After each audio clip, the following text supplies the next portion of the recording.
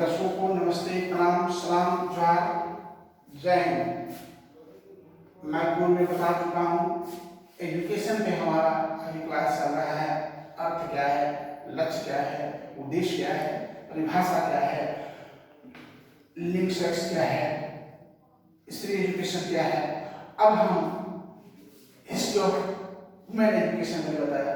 अब मैं पहुंच चुका हूँ importance of women education and programme of women education, यानी स्त्री शिक्षा का महत्व और स्त्री शिक्षा की समस्याओं पर अभी हम चर्चा करेंगे, तो ध्यानपूर्वक इसको सुने। देखिए, स्त्री शिक्षा का महत्व, स्त्री शिक्षा पारिवारिक दृष्टिकोण से देखिएगा तो देखिए, माँ सर्वोपरि होती है और बच्चों का प्रथम विद्यालय घर, माँ का छाया। हम तो मैया के आंचल में, शांति के शिविर में, करुणा के गोद में पढ़े थे।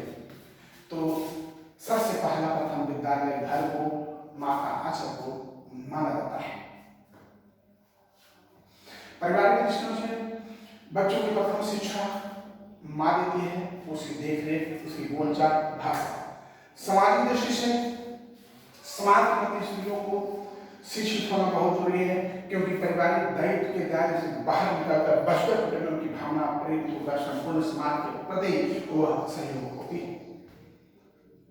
हम पति पत्नी एक अंग है और ये दो चक्के के बना हुआ एक गाड़ी है। अगर एक गाड़ी बीच में किसी कारण से ध्वस्त हो जाती है तो दूसरी गाड़ी को चलना बहुत कठिन हो जाता है। अगर ये दोनों गाड़ियां शिक्षित और पढ़ी लिखी हैं तो अगर किसी कारण से हस्बैंड का दुर्घटना किसी ग्रस्त होने के कारण वो गांव के गांव में समा जाते हैं, तो फिर उसके साथ उनकी पत्नी अगर शिक्षित है तो उनका जीवन बोझ नहीं बुझाएगा, क्योंकि शिक्षित महिला है, कुछ न कुछ उपार्जन करके अपना जीवन चला ले। स्त्री शिक्षा का महत्व बहुत ही है।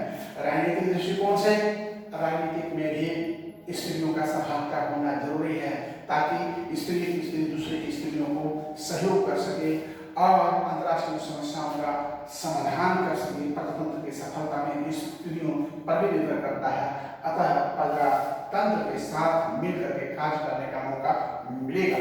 आर्थिक दृष्टिकोण से मैंने अभी बताया है कि अगर पति पत्नी दोनों एजुकेशन है तो अपने आर्थिक शक्ति को और मजबूत कर सकते हैं। क्यों मजबूत कर सकते हैं कि जितना समान रूप से पुरुष काम कर सकते हैं उतनी ही समान रूप से स्त्री काम कर सकता है। दोनों मिलकर काम करेंगे तो अपनी गति को और विकास और आगे तक ले जा सकेंगे।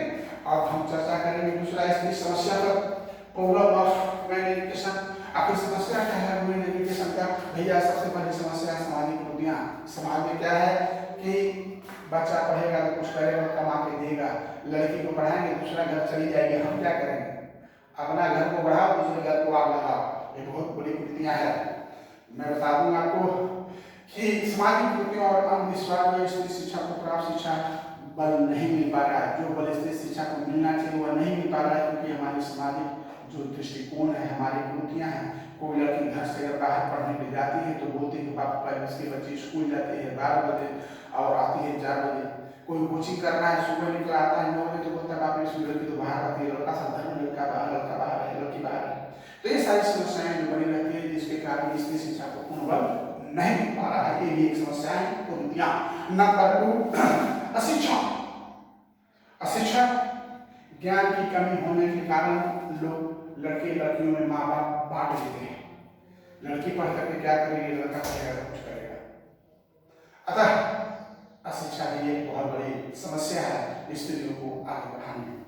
आर्थिक कठिनाइयां, आर्थिक कमजोरी होने के कारण माता पिता क्या करते हैं, अपने लड़के को पढ़ाते हैं और कुछ पढ़ा लिखा के कुछ काम करने को जोर लगा देते हैं, लेकिन लड़कियों को नहीं पढ़ा पाते क्योंकि वो संबल नहीं है, वो नहीं पढ़ा सकते, उनके पास आर्थिक संसाधन नहीं है। अतः आर्थिक कठिनाइयां भी हैं। महिलाओं को विकास में, महिलाओं को शिक्षित करने में अध्यापकों का अभाव बात दूसरी है।